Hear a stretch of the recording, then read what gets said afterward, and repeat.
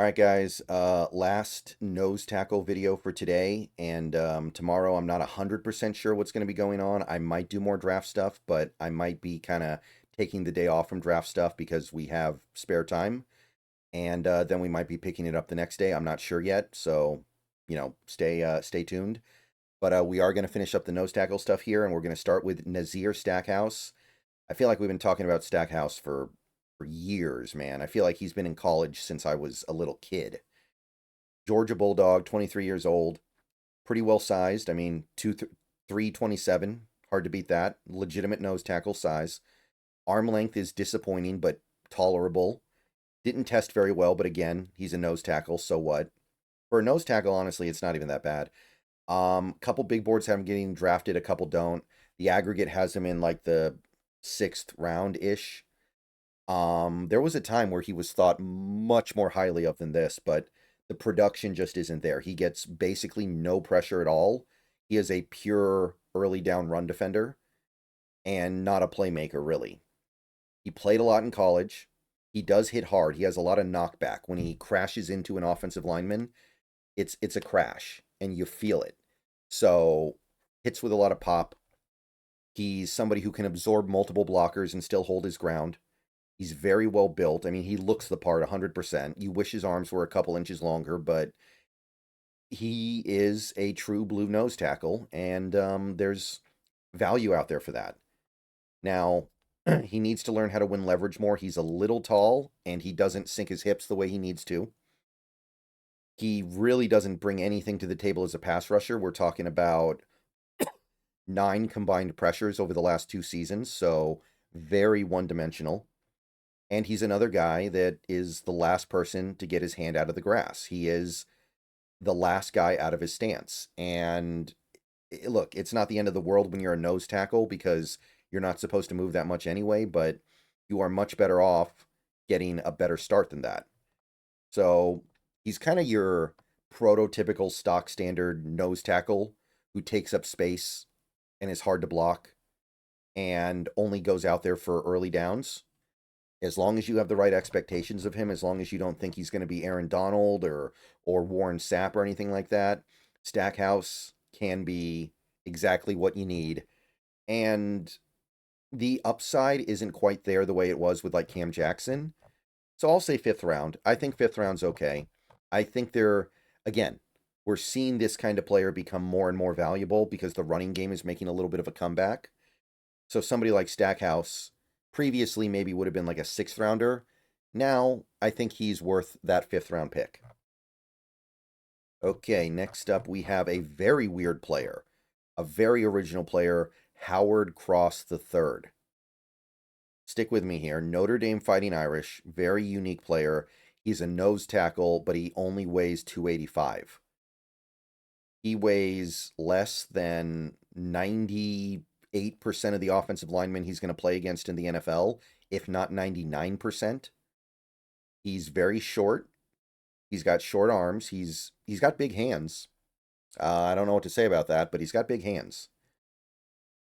Didn't do a lot of testing at the combine, and the testing he did was honestly a little disappointing. When you're this small, you'd want to do a little bit better. But at the end of the day, what he did on tape at Notre Dame was so stand out, I'm not even that worried about it.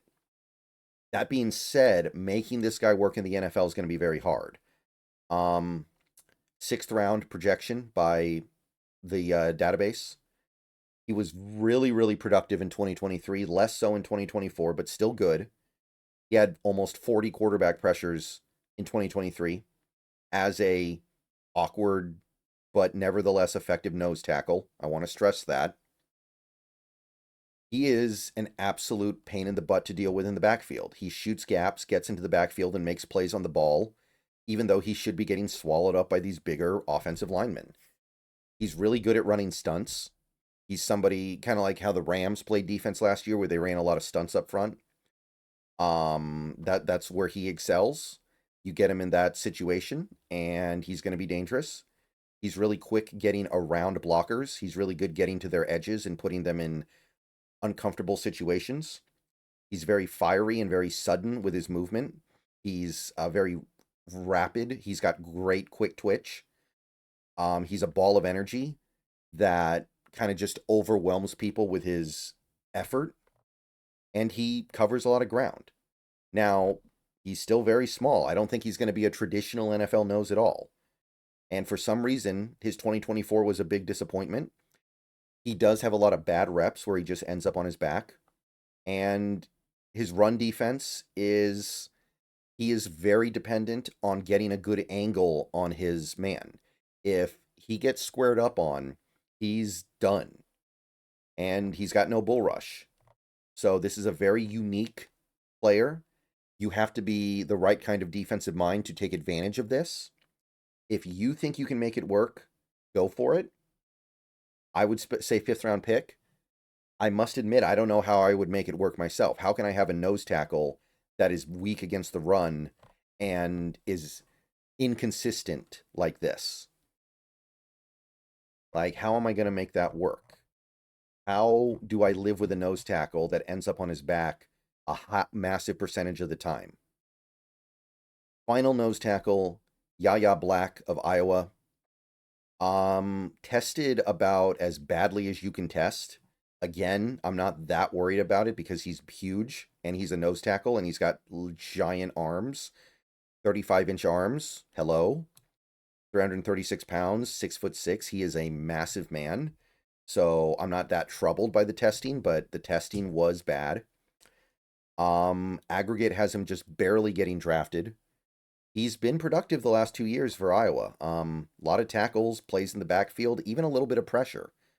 Like, it's not the pure nose tackle stuff you would expect. He's probably the biggest defensive lineman in the draft. I can't think of anybody bigger.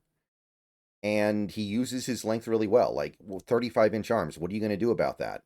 If he's got a 3-inch advantage on you, how are you going to prevent him from getting into your chest? It's really hard. He's somebody who can beat a double team. He's someone who can shoot the gap on a double team. So he does have some ability to be disruptive as like a gap shooter. But overall, he is kind of a pure nose tackle. He plays out of control, and he loses reps he should win because of that. His height is a problem for leverage. He gets stuck on blockers sometimes. Very little pass rush production. I'm not expecting him to be a pass rusher in the NFL. And mostly he's just going to be a run-stuffing space eater. So pure nose tackle. He's going to have to hone his game. But this is a fun player. This guy has a fun ceiling because he is so big and has such long arms. You can't teach that. So I'll go late 5th round. It's hard to be too excited here because he's almost too much of a throwback. Like, even in the modern NFL, even to stop the run, these days you have to be able to move some. You have to be able to move laterally to keep up with outside zone. Black is the kind of guy who could just be completely annihilated by the Niners rushing attack because he can't move laterally the way you need to against that running game. So I go late 5th round if I think that my particular situation calls for his skills. All right, guys, that's it for nose tackles in this draft. Let me know what you guys think. I'll see you guys later. Go Hawks. Not 100% sure what's going on tomorrow, but either way, I'm sure I'll do something. So everyone have a good day and go Hawks.